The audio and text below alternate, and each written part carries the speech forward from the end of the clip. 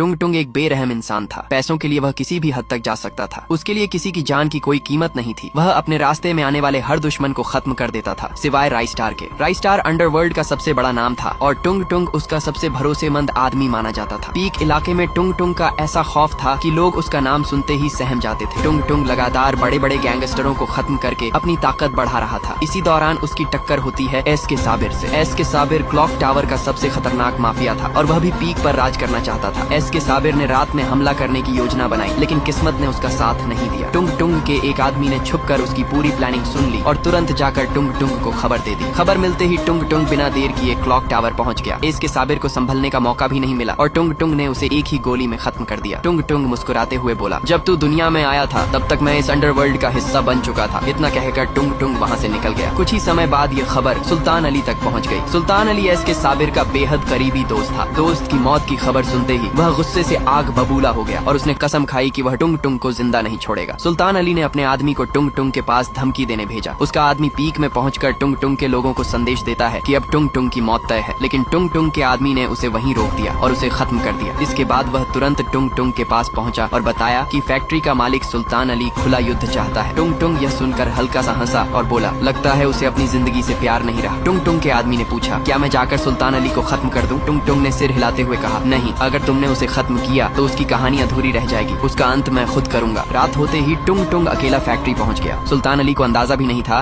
कि उसका आखिरी समय इतना करीब आ चुका है। टुंग टुंग ने उसे खत्म कर दिया और वहाँ से निकलते वक्त सिर्फ इतना कहा, तुम लोग सिर्फ बातें करते हो और मैं काम करके दिखाता हूँ, यही असली फर्क है। उस रात के बाद पूरे देश में टुंग टुंग का नाम डर की पहचान बन गया। लोग उसकी ताकत और उसके फैसलों से कांपने लगे। लेकिन कहानी यहीं खत्म नहीं होती। असली तूफान अभी बाकी है, क्योंकि बहुत जल्द इस कहानी में एंट्री होने वाली है रॉकी भाई की और उसके आने के बाद अंडरवर्ल्ड की दुनिया पूरी तरह बदलने वाली है।